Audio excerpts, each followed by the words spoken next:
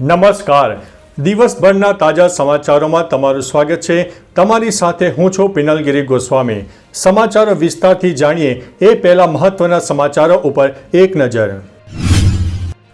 નમસ્કાર મિત્રો, મહત્વની હેડલાઇન્સ ઉપર નજર નાખીએ તો ઓડિશામાં રેલવે દુર્ઘટના ઘટી ગઈ છે. ત્યારે વાત થશે એક સાથે 50 નક્સલીઓએ આત્મસમર્પણ કર્યું છે. ત્યારે વાત થશે ઇન્ડિયા અને ઓસ્ટ્રેલિયાના પ્રવાસનું શેડ્યુલ જાહેર કરવામાં આવ્યું છે. આગળ વાત થશે લાલુએ બિહારને બદનામ કર્યું છે તેવું અમિત શાહે જણાવ્યું છે. આગળ વાત થશે માઉન્ટ આબુના જંગલમાં ભીષણ આગની ઘટના બની છે. ત્યારે વાત થશે ઇન્ડિગો ઉપર મોટી કાર્યવાહી હાથ ધરવામાં આવી છે. આગળ વાત થશે મ્યાનમાર અને થાઇલેન્ડ બાદ ટોંગામાં ભૂકંપના આંચકા આવ્યા છે. ત્યારે વાત થશે ભૂસ્ખલનમાં 6 લોકોના મોત થયા છે. વાત છે હિમાચલના કુલ્લુની. ત્યારે વાત થશે ઈદનો ચાંદ દેખાયો. આજે ઈદ ઉલ ફિત્ર ઉજવવામાં આવશે.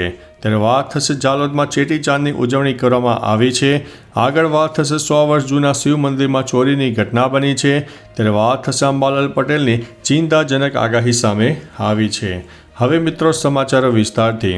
હવામાન નિષ્ણાત અંબાલાલ પટેલે ધરતીપુત્રો માટે અંબાલાલની ચિંતાજનક આગાહી વ્યક્ત કરી છે. અંબાલાલે કહ્યું છે કે ઉનાળામાં ભારે પવનના લીધે અને બદલાતા હવામાનની અસરના કારણે ઊભા કૃષિ પાકોને નુકસાન થવાની ભીતિ છે. એપ્રિલમાં વાવાઝોડાની આગાહી કરવામાં આવી છે. આવનારા દિવસોમાં ગુજરાતના સૌરાષ્ટ્ર, ઉત્તર ગુજરાત અને મધ્ય ગુજરાતના ભાગમાં 45 ડિગ્રીથી વધુ ઉષ્ણ તાપમાન રહી શકે છે. મિત્રો, અન્ય મહત્વના સમાચારની વાત કરીએ તો 100 વર્ષ જૂના શિવ મંદિરમાં ચોરીની ઘટના બની છે. પંચમહાલ જિલ્લાના ગોધરા તાલુકાના ભામૈયા ગામે 100 વર્ષ જૂના શિવ મંદિરમાં ચોરી થઈ હોય તેવી ઘટના સામે આવી છે. અસામાજિક તત્વો શિવ અને પાર્વતીની મૂર્તિ ખંડિત કરીને 1.25 લાખની જલધારી લઈને ફરાર થઈ ગયા છે.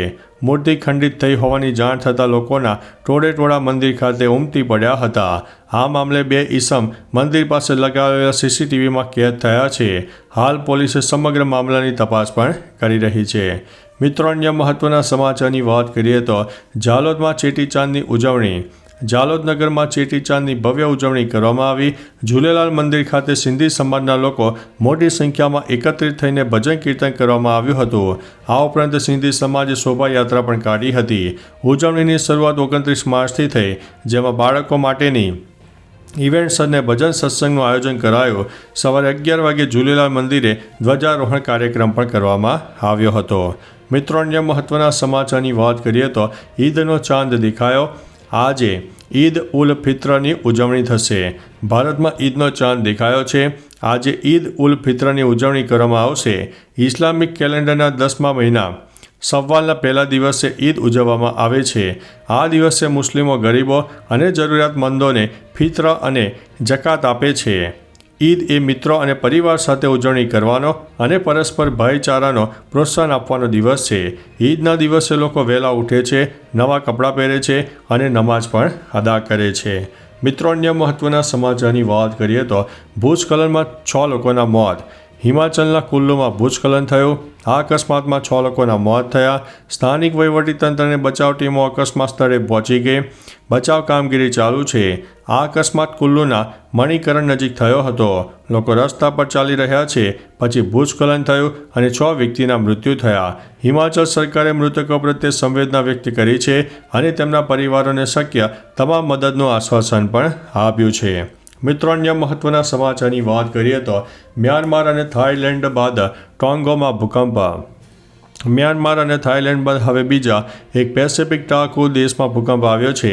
રિક્ટર સ્કેલ ઉપર ભૂકંપની તીવ્રતા 7થી વધુ હોવાનું કહેવાય છે. એપી સેન્ટરના અહેવાલ મુજબ આ ભૂકંપ ટોંગો નજીક આવ્યો હતો. રિક્ટર સ્કેલ ઉપર તેની તીવ્રતા 7.1ની માપવામાં આવી છે. આટલી તીવ્રતાના ભૂકંપ પછી સુનામીની ચેતવણી જારી કરવામાં આવે છે. ભૂકંપથી થયેલા નુકસાનની વિગતોની રાહ જોવાઈ રહી છે.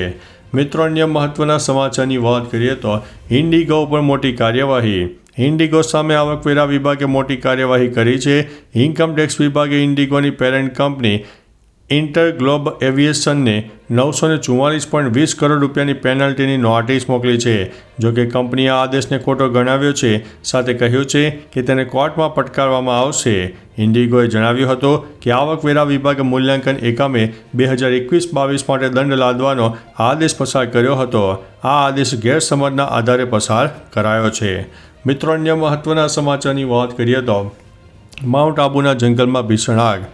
રાજસ્થાનના માઉન્ટ આબુના જંગલમાં ભીષણ આગ લાગી. આ આગ લાગીને એક દિવસનો સમય થઈ ગયો, છતાં જંગલના મોટા વિસ્તારોમાં ધુમાડા ઓછા થયા નથી. આ વિસ્તારમાં 300થી વધુ રીંછ રહે છે. આગમાં કેટલાક પ્રાણીઓ મળ્યા નથી તેવી પણ માહિતી આવી છે. આજે 30થી વધુ વન વિભાગના કર્મચારીઓ આગ ઓલાવવાનો પ્રયાસ પણ કરી રહ્યા છે.